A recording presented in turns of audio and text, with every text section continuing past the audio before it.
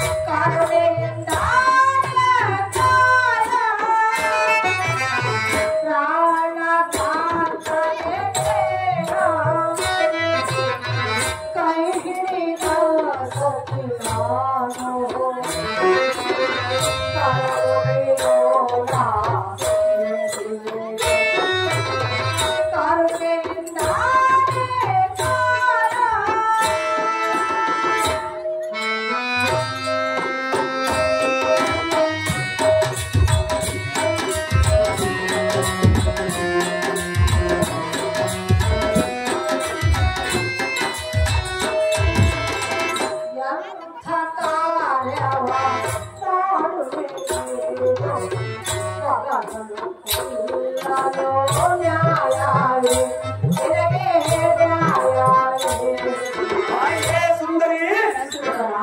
ಎಂತ ಮಗನನ್ನು ಕೊಲ್ಲುವುದು ನಿನಗೆ ನ್ಯಾಯವೇನೋ ನ್ಯಾಯವೇನೋ ಎಲ್ಲ ಮುಂದೆ ಕೇಳುತ್ತಿರುವಿಯಾ?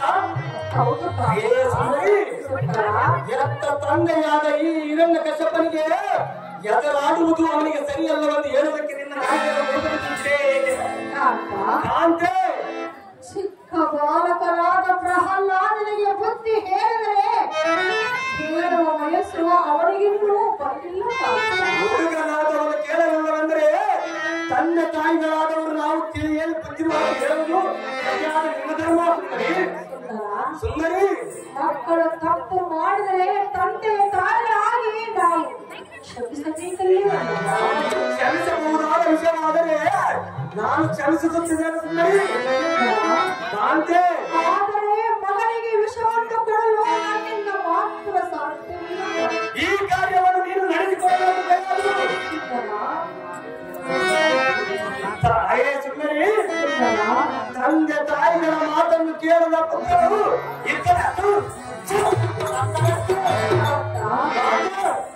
ಈಗ ನಾನು ಮಗನಿಗೆ ವಿಷವನ್ನು ಕೊಟ್ಟರೆ ಇವಳೆಂಥ ತಾಯಿ ಎಂದು ಚಲವನ್ನು ಮಾಡಿಕೊಳ್ಳುವ ಕಾಂತೆ. ಮಗನಿಗೆ ವಿಷ ಕೊಟ್ಟರೆ ನಿನ್ನನ್ನು ಆಡ್ಕೊಂಡೊಂದು ಪತಿಯ ಮಾತನ್ನು ಮೀರಿದರೆ ಪತಿ ಕಷ್ಟವಾಗುತ್ತೆಯಲ್ಲ ಸುಂದರಿ. ಸುಂದರಿ, ಎಂಥ ಕಾರ್ಯವ ಮಾಡುವೆನು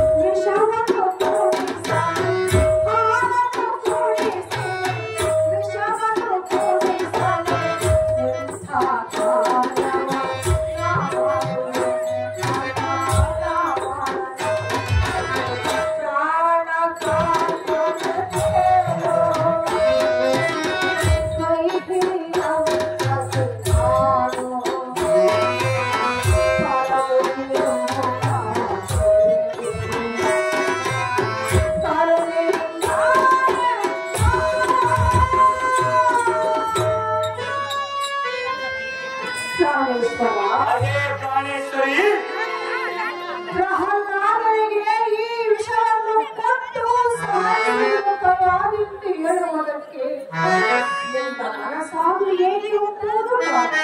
ಹಾಗೆ ಸುಂದರಿ ಈ ಮಾತನ್ನು ಹೇಳ್ತೀವಲ್ಲ, ತಂದೆಯಾದವರಿಗೆ ಏನು ಉತ್ತರವನ್ನು ನೀಡಬಾರದು, ತಂದೆಯ ಮಾತನ್ನು ಮೀರಬಾರದೆಂದು ಹೇಳಲಿಕ್ಕೆ ನಿನಗೆ ಅಗಲ್ಲವೇ ಸುಂದರಿ? ಸುಂದರಿ, ಚಿಕ್ಕ ಬಾಲಕರಾದ ಪ್ರಹ್ಲಾದನಿಗೆ ನೀತಿ ಹೇಳಿದರೆ ಕೇವಲ ವಯಸ್ಸು ಮನಸ್ಸು ಅವನಿಗೆ ಕಾಂತೆ, ಈಗ ನಾನು ಮಗನಿಗೆ ವಿಷವನ್ನು ಕೊಟ್ಟರೆ ಲೋಕದಲ್ಲಿ ವಿಷ ಕೊಟ್ಟ ತಾಯಿ ಮಗನಿಗೆ ಇವಳೆಂಥ ತಾಯಿಯನ್ನು ಜನರು ಆಡಿಕೊಳ್ಳುವುದು. ಅಯ್ಯೇ ಸುಂದರಿ, ಜನರು ಆಡಿಕೊಳ್ಳುವುದು ಬೇಕು ಅಥವಾ ಎಲ್ಲ ಮಾತನ್ನು ನೀಡುವುದು ಬೇಕು? ಕಾಂತೆ, ಪ್ರಹ್ಲಾದನಿಗೆ ನಾನು ಹೇಗೆ ವಿಷವನ್ನು ಕುಡಿಸಲಿ ಕಾಂತ? ನೀರ ಜಾತಿಯೇ, ನಿನಗೆ ಪುತ್ರನ ಬೇಕು ಅದನ್ನು ಆಡಬೇಕು. ತಂದೆಗೆ ಆಗಿದೆ ರಾಜ ಮಗನಲ್ಲ, ವಿಷ ಬೀಜವು ಮಣ್ಣಕ್ಕೆ ಒಡೆದು ಗಿಡವಾಗಿ ಬಲವಾಯಿತೆಂಬಂದೇ ನೀರಿಗೆ ಬಿಟ್ಟರೆ ನಮ್ಮ ದಾನವ ಕುಲವನ್ನೆಲ್ಲ ನಾಶ ಮಾಡಿದ್ದೇವೆ. ಅಯ್ಯೇ ಸುಂದರಿ, ಗಿಡವಾಗಿ ಬಗ್ಗುತ್ತು ಮರವಾಗಿ ಬಗ್ಗಬಹುದೇ? ನಿನ್ನ ಮಗನ ಮೇಲೆ ಮಮತೆಯನ್ನು ಮರೆತು ಇವನಿಗೆ ವಿಷಂ ಕೊಟ್ಟು ನಿನ್ನ ಪುಣ್ಯ ಸಾರ್ಥಕ ಮಾಡಿಕೊ, ನಿನಗೆ ತಕ್ಕ ಇವನೊಬ್ಬನೇ ನಮಗೆ ಮಹಾ.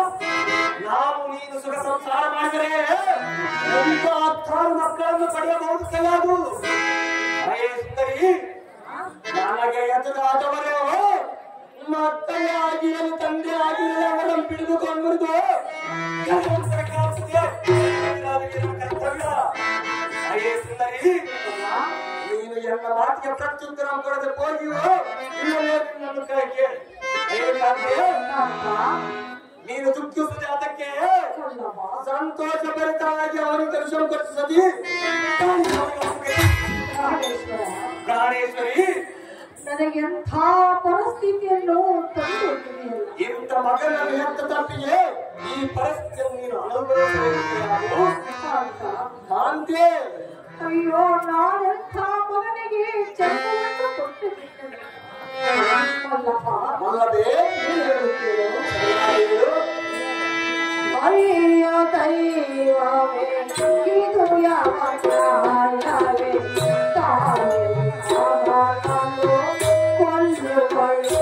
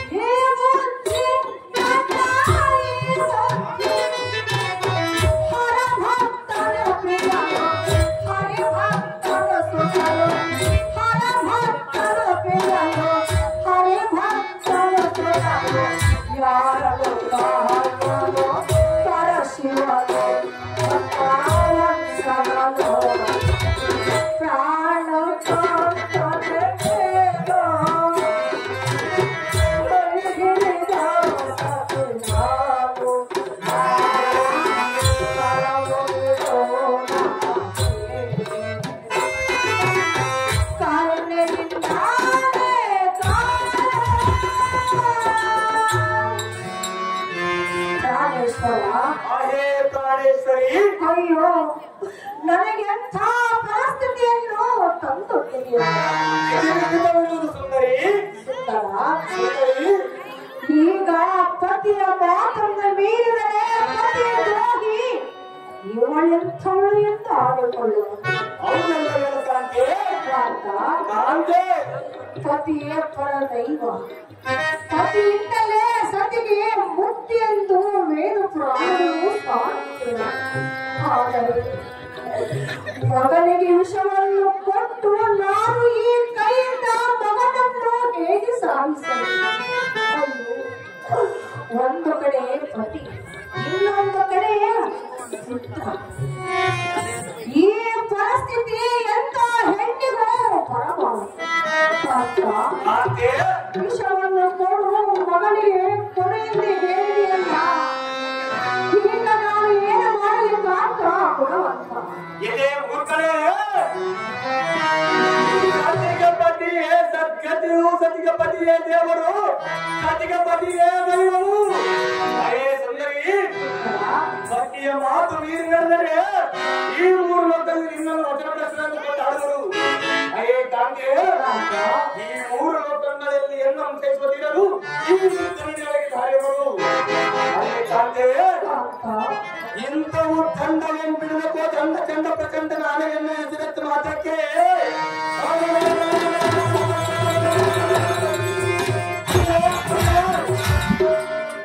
ಕರಣಿಯು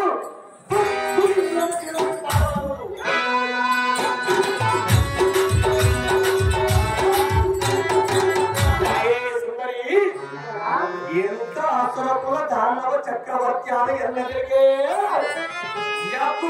ಒಂದು ಕೂಸು ಎನಗೆ ಎದುರಾಗಿ ನಿಂತರೆ ಬಾಬುರೆ ನಾನು ಈ ಜೀವನದೊಳಗೆ ಸಾರ್ಥಕವೇನು? ಎಲ್ಲ ಮಾತಿಗೆ ಪ್ರತ್ಯುತ್ತರ ಕೊಡದೆ ಅವನಿಗೆ ಹೋಗಿರುವಲ್ಲವೇ? ಸುಂದರಿ, ಅವನಿಗೆ ವಿಷ ಕೊಟ್ಟು ನನಗೆ ಸಂತೋಷವಾದಿ ಅಂತ ಪ್ರವಚನೆ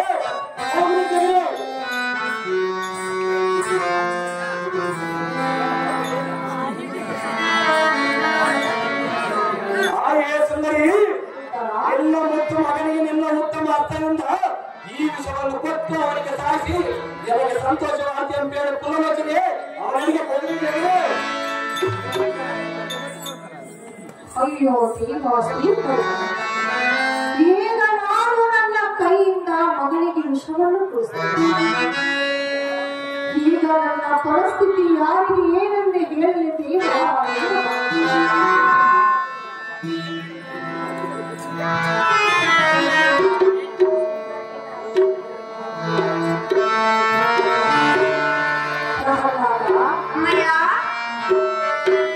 ಕೊನೆಯದಾಗಿ ಹೇಳುತ್ತೇನೆ, ಈಗ ನಾನು ನನ್ನ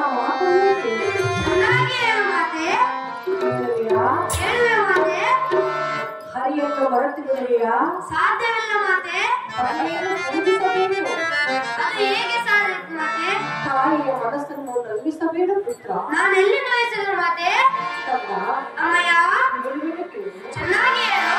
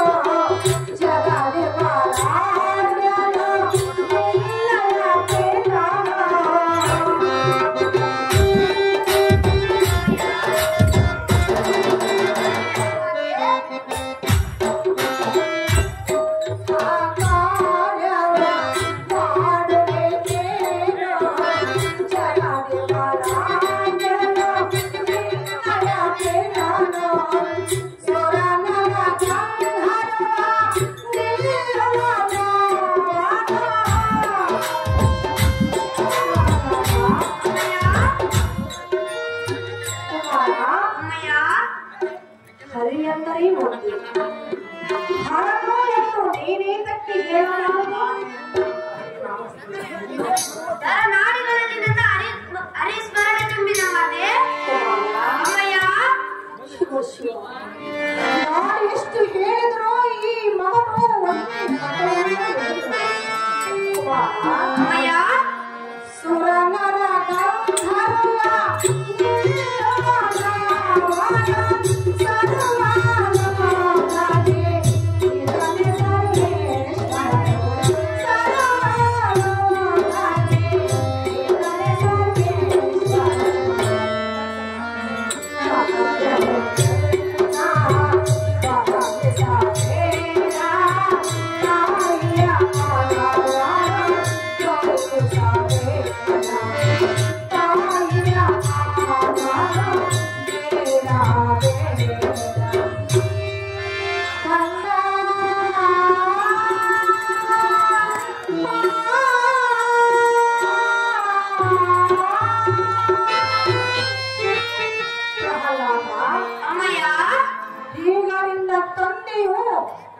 ಪ್ರಹ್ಲಾದನಿಗೆ ವಿಷವನ್ನು ಕೊಟ್ಟು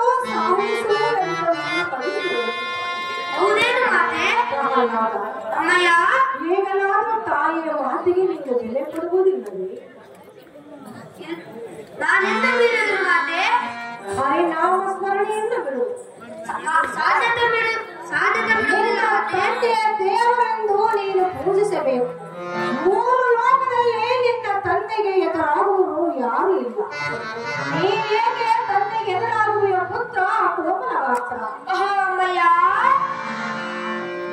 ಸತಿಗೆ ಪತಿಯೇ ದೇವರು, ಪುತ್ರನಿಗೆ ಜನ್ಮ ಕೊಟ್ಟವರೇ ದೇವರು.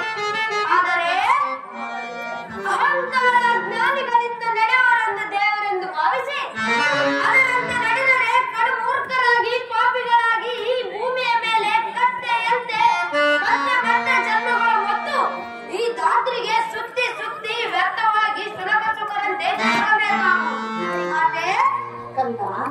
ಯಾರು ಈ ಭೂಮಿಗೆ ಏತಕ್ಕೆ ಬಂದೆವೆಂದು ತಿಳಿದರಷ್ಟರಲ್ಲಿ ವಚನ ಭ್ರಷ್ಟರಾಗುವೆವು.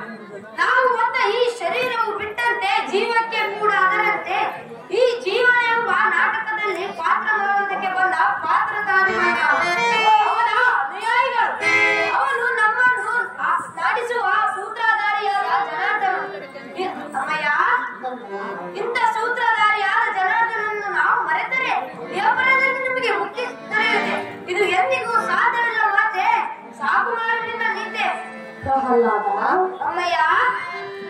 ನಿನ್ನನ್ನು ನವಮಾಸ ಗರ್ಭದಲ್ಲಿ 9 ತಿಂಗಳು ಹೊತ್ತು ಎತ್ತು ಹಾಲು ಅನ್ನವನ್ನು ಉಳಿಸಿ ಸಾಕಿ ಬೆಳೆಸಿದಂತ ತಾಯಿ ನಾನಲ್ಲವೇ? ಇಲ್ಲಂದವರ ಮಾತೆ. ಹೆತ್ತ ತಾಯಿ ಮಾತು ನೀನು ಮೀರಬೇಕು. ನಾನೆಲ್ಲಿ ಮೀರಿದನು ಮಾತೆ? ಈ ನಿನ್ನ ತಾಯಿಯನ್ನು ದುಃಖಕ್ಕೆ ಈಡು ಮಾಡಬೇಕು. ನಾನೆಲ್ಲಿ ದುಃಖಕ್ಕೆ ಈಡು ಮಾಡಿದನು ಮಾತೆ? ಪುರಾಣ, ಅಮ್ಮಯ್ಯ, ಈಗ ನಿನ್ನ ತಂದೆಯ ಮಾತನ್ನು ಮೀರಿದರೆ ಪತಿ ದ್ರೋಹಿ ಎಂದು ನನ್ನನ್ನು ಆಡಿಕೊಳ್ಳಲು ಅಮ್ಮಯ್ಯ, ಈಗ ಎತ್ತ ಮಗನಾದ ನಿನಗೆ ವಿಷವನ್ನು ಕೊಟ್ಟು ಸಾಯಿಸಿದರೆ ಇವಳಿಂಥ ತಾಯಿ ಎಂದು ಲೋಕದಲ್ಲಿ ಮಾತೆ. ಈಗ ನಿನಗೆ ನಾನು ಹೇಗೆ ವಿಷವನ್ನು ಕೊಡಿಸಲಿ ಪುತ್ರ ಕೋಮಲ ಮಾತೆ, ಹೇಳುವುದನ್ನು ಕೇಳು.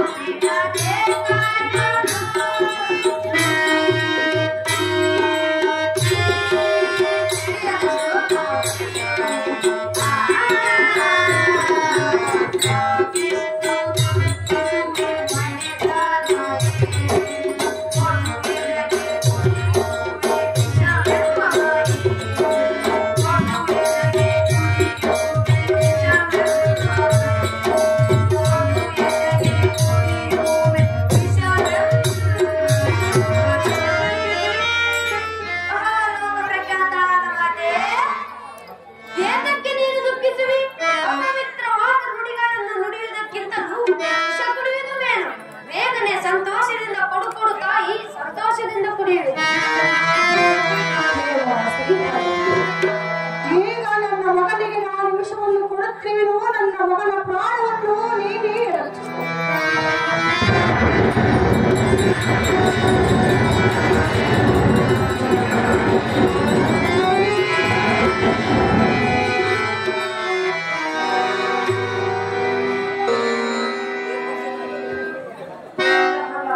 ಅಮ್ಮಯ್ಯ, ಹಾಲು ಕೊಟ್ಟ ಸಾಕಿದವಳು ವಿಷಪರುವಳು.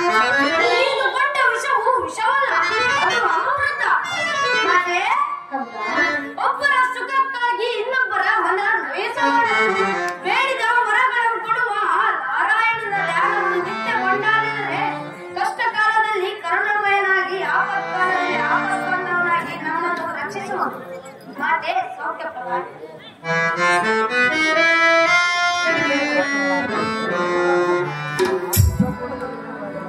ದೇವ ಶ್ರೀಹರಿ, ನನ್ನ ಮಗನು ವಿಷ ಕುಡಿದರೂ ಸಹ ಸಾಗಲಿಲ್ಲ. ನನ್ನ ಮಗನಿಗೆ ಪ್ರಾಣ ಭಿಕ್ಷೆಯನ್ನು ನೀಡಿದೆ, ನನ್ನ ಮಗನನ್ನು ಕಾಪಾಡಿದೆ. ಇದೆಲ್ಲವೂ ನಿನ್ನ ಮೇಲೆ ದೇವ ಅಧೀನವಾಗಿದೆ. ಸುಂದರಿ, ನಿನ್ನ ಮುತ್ತು ಮಗನ ನೀ ಕೊಟ್ಟ ವಿಷದಿಂದ ಸಾಯುವನೆಂದು ಭಾವಿಸಿದೆಯಲ್ಲ, ನನ್ನಂತ ಮೂರ್ಖ ಈ ಮೂಲದಲ್ಲಿ ದಾರಿಲ್ಲ. ಸುಂದರಿ, ಅಕ್ಕಿಯೇ ಸುಖದವನನ್ನು ಆನೆ ಕಾಲಿಟ್ಟಲು ಸಾಯದವನನ್ನು ಸರ್ಪ ಕಚ್ಚಿದರೂ ಅವನು ಸಾಯಲಿಲ್ಲ. ನೀ ಕೊಟ್ಟ ವಿಷವು ಅವನನ್ನು ಸಾಯಿಸುವುದೇನು ಸುಂದರಿ?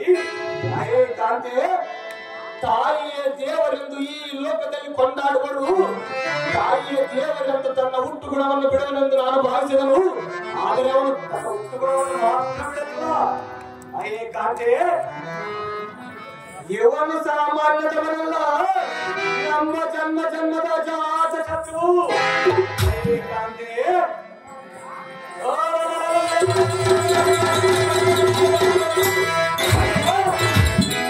ತಂದೆಯಿಂದಲೇ ಮಗನು ಸಾಯುವನೆಂದು ವಿಜಯಕ್ಕೆ ತೆಗೆದರೆ ದಾರಿ ಮಾಡಲು ಕಾಂತೆ ಬಿಟ್ಟು ಬಿಡುವುದು.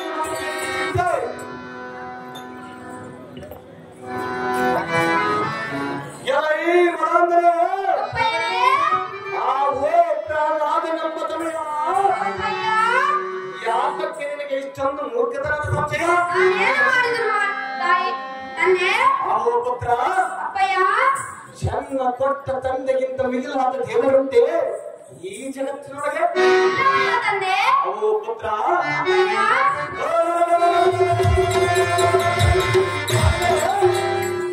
ವಿಶ್ವಂಬಲವಂಬಳದ ಬೆಳೆಸಿ ವಾಯುಮಂಡಲದಲ್ಲಿರುವ ತಾರಾಮಂಡಲವಂ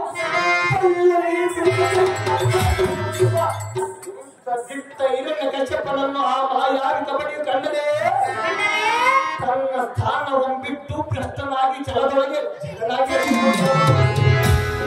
ಪುತ್ರ ಇಂಥ ಧಾರಾವಕುವ ಚಕ್ರವರ್ತಿ ಆದ ನಿನ್ನ ತಂದೆಗೆ ಸರಿಸಮನಾದ ಹೆರುಗುಂಟೆ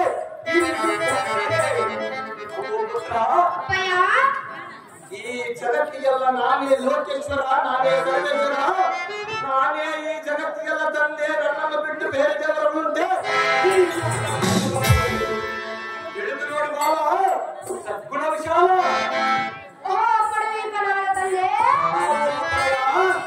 ಒಬ್ಬರ ಸುಖಕ್ಕಾಗಿ ಸುಳ್ಳನ್ನು ಸತ್ಯವೆನ್ನಬಹುದೇ ಸಹಜವಾಗಿ ಅನ್ನಬಹುದು ಪುತ್ರ ನಮ್ಮ ಮನಸ್ಸನ್ನೇ ಗೆಲ್ಲದವರು ಸಾವನ್ನು ಗೆಲ್ಲುವರೆ ಅವೋ ಕಂದ ಅಪ್ಪಯ್ಯ ವಿಧಾತನಂದಲೇ ವಿಧಿಯ ಬಲವನ್ನು ಬದಲಾಯಿಸಿ ಮರಣವನ್ನು ಮೆಟ್ಟಿನಿಂದ ಈ ಕಷ್ಟಪಟ್ಟರ ಕುಮಾರ ಇದು ದೇವಿ ಸಂಜಾತನಾದ ನನಗೆ ಈ ಜಗತ್ತಿಗೆ ಯಾರು ಸರಿ ಸಮಾನ ವೈದ್ಯವೇ ಇಲ್ಲ ಅಪ್ಪಯ್ಯ ತನಯ ಅರಿಯು ವೈರಿಯಲ್ಲ ವಂಚಕರಲ್ಲ ಮಾತು ಕಳಿಸ್ತಿರುವುದಿಲ್ಲ ಇಂಥ ಮಾತನ್ನೇ ಹೇಳ್ತೇನೆ ತಂದೆ ಈ ಜಗತ್ತಿಗೆ ಮೋಕ್ಷ ಕೊಡುವ ಜಗದಕ್ಷಕನು ಆ ಜಗದೀಶನೊಬ್ಬನೇ ಈ ಜಗಕ್ಕೆಲ್ಲ ತಂದೆ ಅಪ್ಪಯ್ಯ ತನಯ ನೀನು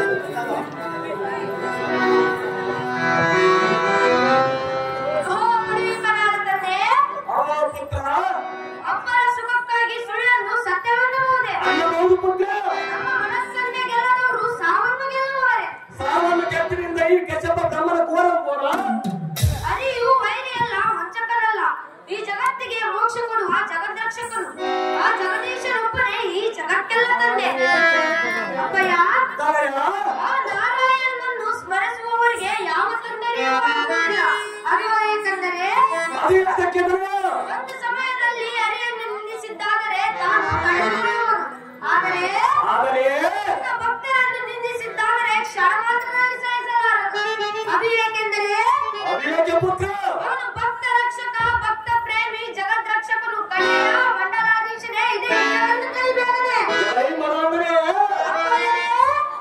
ನಾರಾಯಣನೆಂದರೆ ನಿನ್ನ ನಾಲಿಗೆಯನ್ನು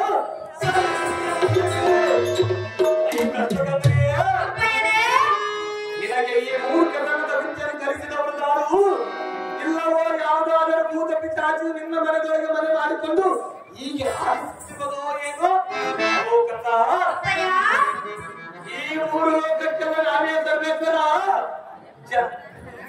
ಸರ್ವ ಜೀವಿಗಳ ಅಂತರಾತ್ಮಕ್ಕೆ ನಾನೇ ಸರ್ವಪ್ಪ ನನ್ನಂತ ವೀರಾದಿವೀರನ ಮುಂದೆ ನಿನ್ನಂತ ಸೂತ್ರ ಭಾರತನ ಬಂದು ಫುಲ್ ವಚನೆ ಅಪ್ಪಯ್ಯನೇ ನಿನಗೆ ಮೂರ್ಖತನದ ವಿದ್ಯೆಯನ್ನು ಕಲಿಸಿದವರು ನಾನು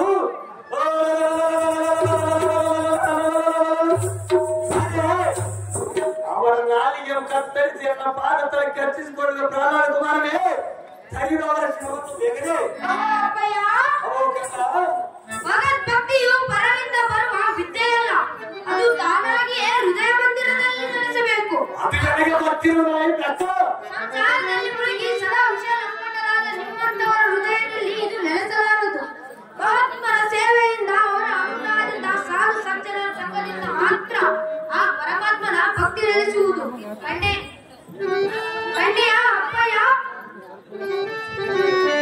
ನೋಡಿ ಈ ಮಾತಿನ ಸಂಶಯ ಈ ಆತ್ಮಕನೆಂಬ ಪುತ್ರನೇ ನಾಯಾರು ಕಶ್ಯಪ ಬ್ರಹ್ಮನ ಪುತ್ರ ಇದೇನು ಅಮ್ಮನವರ ಗರ್ಭಾಪಿಗೆ ದಾನಪತಿಯಿಂದ ಕೊಂಬಳಿಸುವ ವೀರಾದಿ ವೀರ ಅಪ್ಪಯ್ಯನೇ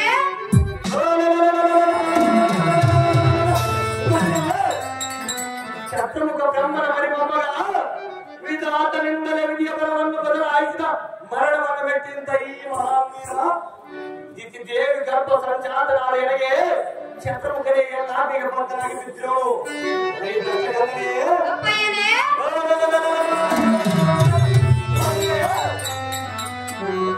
ಜನವಾಗಿ ಎನ್ನ ಮುಂದೆ ಬಿಡುಗಡೆ ಕೋದಂಡದಿಂದ ನಿನ್ನ ರುಂಡ ಮಂಡೆಯನ್ನು ಖಂಡಿಸಿ ಅಂಕ ಜಾಸ್ತಿ ಎಂಬ ಪುತ್ರನಿಗೆ ಹಬ್ಬದೇನೆ ಮಾಡಿ ಉಣಬಡಿಸಿದ ಕಟ್ಟಿಯ ಪುತ್ರ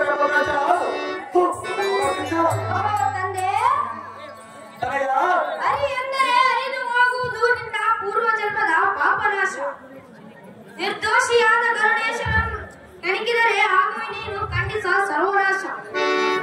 ಲೋಕೇಶನಾದ ವಾಸುದೇವವನ್ನು ಭಜಿಸು ಪರಿಹಾರವಾಗುವುದರಿಂದ ಪೂರ್ವ ಜನ್ಮದ ದೋಷ. ಹಮ್ಮಿನಿಂದ ನೀನು ಕೆಣಕಿದರೆ ಆಗುವಿ ಖಂಡಿತ ಸರ್ವನಾಶ. ಈ ಜಗತ್ತೆಂಬ ನಾಟಕಕ್ಕೆ ಮೂಲದಾರನು ಅವನೊಬ್ಬನೇ. ಅವನೇ ಈಶ ಸರ್ವೇಶ. ಚೆನ್ನಾಗಿ ತಿಳಿದುಕೊಂಡು ಮಂಡಲಾಧೀಶ. ಬಿಡು ನಿನ್ನ ಆಕ್ರೋಶ. ಅತ್ತ ಈಗಿನ ಕಥೆಗಳನ್ನು ಹೇಳಿದರೆ ನಂಬುವುದಕ್ಕೆ ನಾವೇನು ನಿನ್ನಂತ ಅಮೃತ ಬಾಲಕನೇ ಜಾತಕ್ಕೆ ಪರಿಕರಿಂದ ಕಿರಿಸಿಕೊಳ್ಳುವಿ. ಅವನಾದ ಸಾವುಗಳು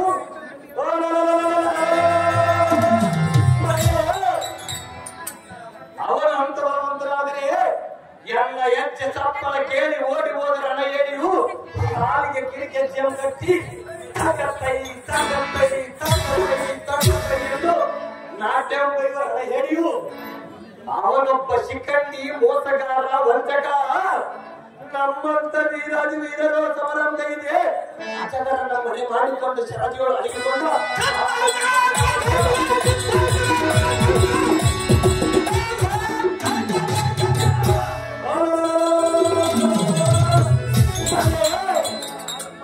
ಅವನನ್ನು ಆಪತ್ ಬಾಂಧವ ಭಕ್ತರ ಕ್ಷೇತ್ರ ಮಗಳಿದೆಯಲ್ಲ ಅವನು ಎಲ್ಲಿರುವ ಕಡೆ ಬುದ್ಧಿಸಿದರೆ ಭಕ್ತಿ ನಂಬಿಹರು ನಾನು, ಶಕ್ತಿ ನಂಬಿಹರು ನೀನು. ಪ್ರೇಮದಲ್ಲಿ ನಾ ಕರಿವೆ, ವೇಷದಲ್ಲಿ ನೀ ಕರಿವೆ. ದೇವರೆಂದು ನಾನುವೆ, ವೈರಿ ಎಂದು ನೀ ಅರಿವೆ. ಅವರಿವರೆಂಬುದೇ ಆ ಸರ್ವೋತ್ತಮಿಯಾದ ವಾರಿಜಾಕ್ಷನು. ರಕ್ತದ ನರನಾಡಿಗಳಲ್ಲಿ ಅಣುರೇಣು ತೃಣ ಕಷ್ಟಗಳಲ್ಲಿ ಸಕಲ ಚರಾಚರ ವಸ್ತುಗಳಲ್ಲಿ ಅಡಗಿರುವನು. ಅವನಿಲ್ಲದೆ ಸ್ಥಳವೇ ಇಲ್ಲ. ಇಬ್ಬರಲ್ಲೂ ಆ ಅರಿವು ತುಂಬಿರುವನು. ಕರೆದರೆ ನನ್ನಡೆ ತಾ ಓಡಿ ಬರುವನು. ಅಪ್ಪಯ್ಯ ಅಂತ ಮಹಾಮಹಿಮನಾದ ಭಗವಂತನನ್ನು ನಾವು ದ್ವೇಷಿಸಿದರೆ ದೇವಪುರದಲ್ಲಿ ನಮಗೆ ಮುಕ್ತಿ ಸಾಧಿಸುವುದಂತೆ ಜನಕ ಶಿರವಾಗಿ ಬೇಡುವುದು ಈ ನಿನ್ನ ಅಡಿಗರಿಗೆ ನುಡಿದರು ಸೀಡನಿಗೆ ಏನು ಮೃಗನಾನೆ ಪೇರುವುದು ನನಗೆ. ಅವೋ ಕಂಬ ಲೆಕ್ಕನೆ ನಡುಗುವುದು ಭೂಮಿ ತನ ಎತ್ತಿದರೆ ಈ ಬಾನು ಶತ್ರುಮುಖನಿಗೆ ನಾನೇ ಬದ್ಧನಾಗಿರುವಾಗ ನನ್ನಂತ ಪರಾಕ್ರಮಿ ಮುಂದೆ ಆ ಪಾಷಾಂಡ ಅದೇ ನಾವು ಕೊಂಡಾಡುವಿಯಾ?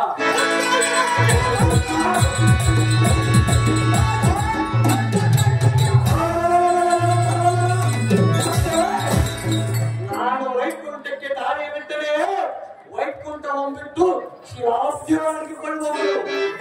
ನಾನು ಕ್ಷೀರ ಸಾಗರಕ್ಕೆ ದಾರಿಯನ್ನಿಟ್ಟರೆ ಒಂದು ವೈಕುಂಠಕ್ಕೆ ಅಡಗಿಕೊಳ್ಳುವರು. ಅವಯಾವ ಮಹಾವೀರನನ್ನು ಎಲ್ಲ ಮುಂದೆ ಕ್ರಮಪಟ್ಟಿರುತ್ತೇವೆ. ಅಲ್ಲೇ ಭ್ರಷ್ಟಕಂದನೇ ಆ ನಿನ್ನ ಕಪಟಿಯನ್ನು ಇಂದಿನ ದಿನ ರಣಭೂಮಿಯಲ್ಲಿ ಕೊಂಡು ಅವನ ಶಿರವನ್ನು ಕಡಿದು ದೈತ್ಯಕ್ಕೆ ಆಹಾರವನ್ನು ಹಾಕಿಬಿಡುವೆ.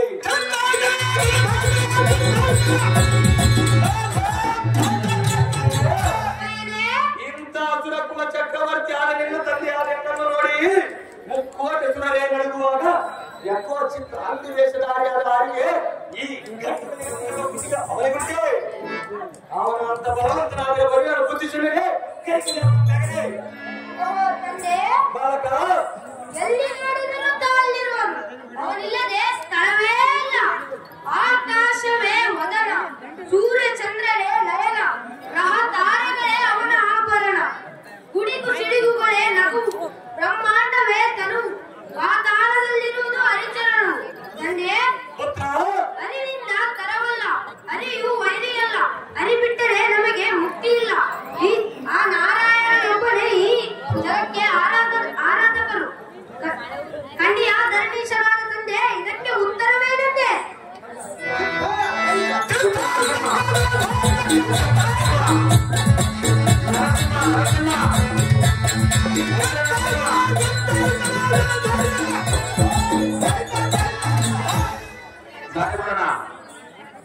ನರಸಿಂಹ